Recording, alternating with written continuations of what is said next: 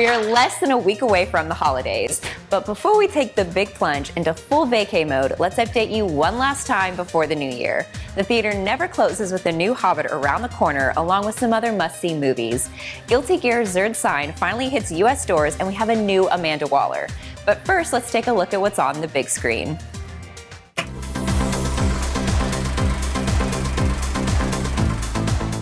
Unless you've been living in a Hobbit hole, you're probably aware that the epic conclusion to The Hobbit, Battle of the Five Armies, is out right now.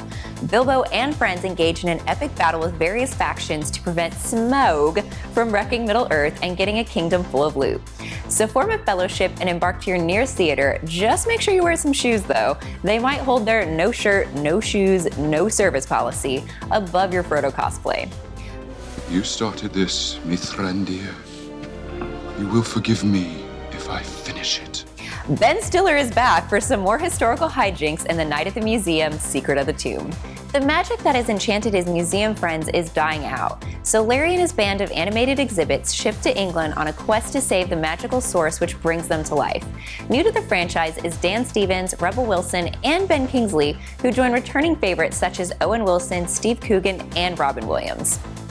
Since we're MIA next week, we thought maybe we should inform you on the Christmas Day film releases.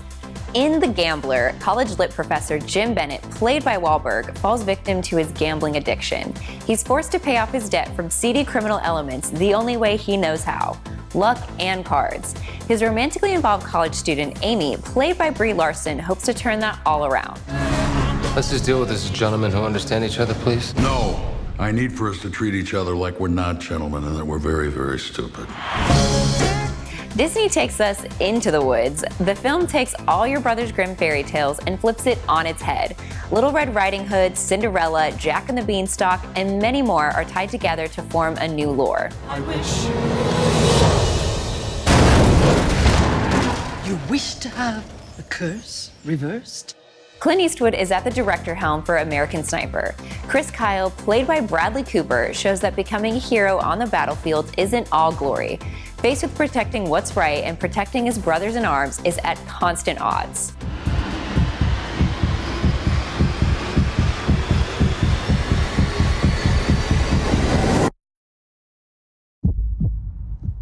Directed by Angelina Jolie, Unbroken is a tale of the human spirit overcoming insurmountable odds. In World War II, Olympian Louis Zamperini survives a plane crash at sea, spends 47 days on a raft with two fellow soldiers, gets captured, and sent off to a Japanese war camp. Still, his spirit remains unbroken.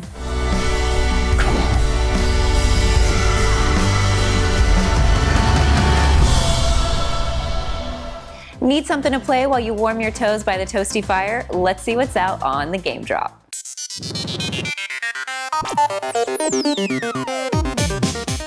Guilty Gear's Third Sign has got to be by far the sexiest looking fighting game that will make your eyes bleed rainbows. It features the return of the original 13 characters with one new character, plus additional ones for console and DLC. It's hard to believe this game barely uses sprites, but utilizes a 3D cell shading technique to create an almost interactive anime. Soul Bad Guy, Kai, and the gang square off for Heaven and Hell on PS3 for $49.99 and $59.99 for PS4. Looking for a free-to-play shooter for your PS4? Loadout gives your itchy trigger fingers a workout. This arcade-style third-person shooter allows you to customize your guns with thousands of parts and dress players with a wardrobe that make Taylor Swift jealous. The game features a variety of online game modes, including Capture the Flag and Team Deathmatch. Out now on PS4 or PC for a simple price of free. You guys can afford free, right? Yes! Having trouble beating the cold? Imagine if they had hand warmers on controllers. No? Bad idea? Well, anyways, here's some of the hot topics to warm you up this week on the News Bites.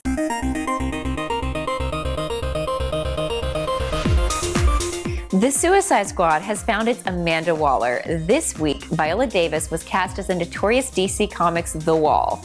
In the comics, Amanda Waller is a shadow government official in charge of a deep cover agency created to combat the Justice League and helps form the Suicide Squad itself. Of some note, Angela Bassett also played Waller in WB's first attempt of the DC Cinematic Universe Green Lantern. Let's just forget that didn't happen. Directed by David Ayer, Suicide Squad is set to hit theaters August 5th, 2016. And the ghost with the most is back.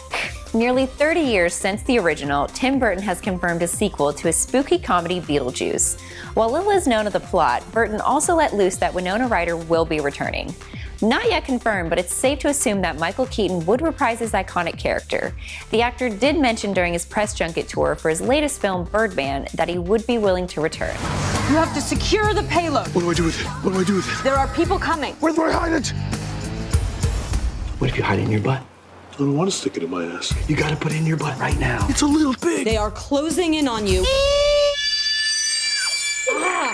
The package is secure. You guys excited to see Seth Rogen and James Franco's The Interview? Well, you may have to put that excitement on hold, as several theaters are pulling the film. A satirical film about an American talk show host that is charged by the CIA to assassinate Kim Jong-un during their exclusive interview. Apparently the North Koreans are not amused. The Sony hackers, who are now believed to be North Korean agents, said that theaters who show the film will be met with 9/11-esque retaliation. Despite Homeland Security saying there's no credible information to back these threats, Regal, AMC, Cineplex, and Cinemark have decided to pull all showings of the film. I'm so looking forward to seeing a toked-out James Franco. On the upside, Alamo Drafthouse has also pulled the movie as well and replaced it with the patriotic masterpiece Team America World Police. Oh wait, Paramount pulled that one too. Ha, Team America's still on Netflix and Amazon Prime, terrorists.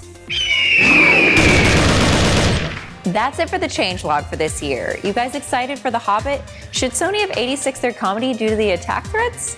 Sound off below. Like what you saw, hit that subscribe button and follow us on Twitter. Click on the box to watch all of 2014's changelogs. Hope you guys have an awesome holiday season and a better New Year's. The changelog will return on January 9th, so until then, those pre-ordered tickets I got for the interview are useless now. So Ronery. I'm so Ronery.